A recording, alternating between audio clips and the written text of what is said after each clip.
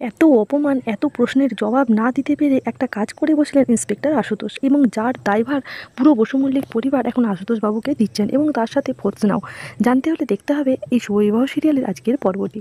মহাধামাকা পর্বে আজকে দেখা যায় ইন্সপেক্টর আশুতোষ এত অপমান, এত অসম্মান আর এত প্রশ্নের মুখ থেকে জ্যোৎস্নাকে বাঁচাতে ঠাম্মির হাতে থাকা সেই নতুন সিঁদুরের কৌটো নিয়ে পরিয়ে দেয় জ্যোৎস্নার মাথায়, এবং সবার সামনে রিপোর্টাররা হতবাক হয়ে যায়।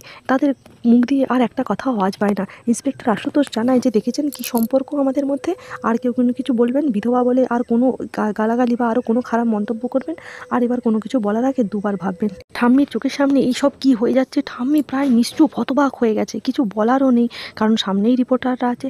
তারপরে রিপোর্টাররা জানালো যে এটা কি লোক দেখানো, তখন সুধাময়ী পুরো প্রোটেস্ট করে। সুধাময়ী বলে এটাই আপনারা জানতে চেয়েছিলেন। বসু মল্লিক পরিবার আবার একটা নতুন দৃষ্টান্ত, নতুন দিশারি দেখালো। তাদের এই নতুন প্রোডাক্ট লঞ্চ আর এই সেলিব্রেশন একসঙ্গে হবে। আপনারা খুব শীঘ্রই মধ্যেই খবর পাবেন ইন্সপেক্টর আশুতোষ আর আমাদের ননদের বিয়ের কথা। আপনাদের সবার ইনভিটেশন রইল, আর এই সবগুলো হবে ঠাম্মার অনুমতি নিয়েই। এই বলে সেখান থেকে রিপোর্টাররা চলে যায় অন্যদিকে প্রোডাক্টের। আর এইদিকে ঠাম্মির কাছে ইন্সপেক্টর আশুতোষ কোনো কথা বলতে গেলে ইন্সপেক্টর আশুতোষ এক চড় মারে ঠাম্মি।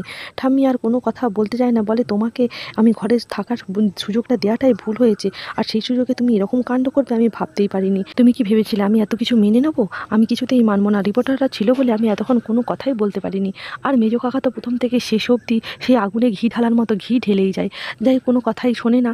আর সব কিছুতেই মাকে বলতে থাকে যে দেখো তুমি মেয়েদেরকে কাজে লাগিয়ে কত বড় ভুল করেছো।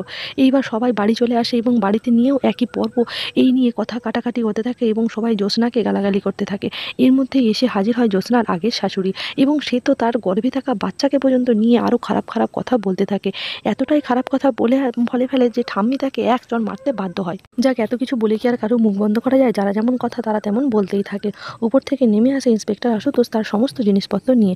সুধাময়ী তাকে বলে কোথায় যাচ্ছেন।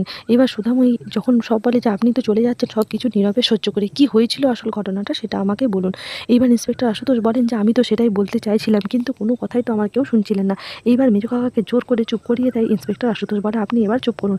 দিয়ে সুধাময়ী এবং বাড়ির লোকজন তেজ সবাইকে শোনাতে থাকে কি হয়েছিল। সেই দিনকে আশুতোষবাবুর কাছে যে ফোনে কল রেকর্ড এসেছিল সেই কল রেকর্ডটাও পুরো বসু মল্লিক বাড়িতে শোনায়। জ্যোৎস্নার কাছ থেকেও জানতে পারে তাদের কর্মচারী তাকে যে ফোন করে ডেকেছিল, এবং এই সব মিলিয়ে পুরো ব্যাপারটা দাঁড়ায় যে ওদেরকে কেউ ইচ্ছে করে এরকম একটা কাজ করেছে যাতে ওদের বদনাম ঘটানো যায়, এবং বসু মল্লিক বাড়ির মেয়েদেরকে কোনোদিন ফ্যাক্টরির কাজে দায়িত্ব না দেওয়া হয়। এইবার সুধাময়ী সবার সামনে বলে সে কিন্তু খুব ভালো বুঝতে পারছে এই কনস্পিরেসিটা কে করেছে, তবে সে কথা দিচ্ছে 3 দিনের মধ্যে এর মুখোশ খুলে দেখাবে, আর ঠাম্মির কাছে অনুমতি নিয়েই এই বাড়ি বিয়ে ঘর সব কিছু সামলে দেখাবে।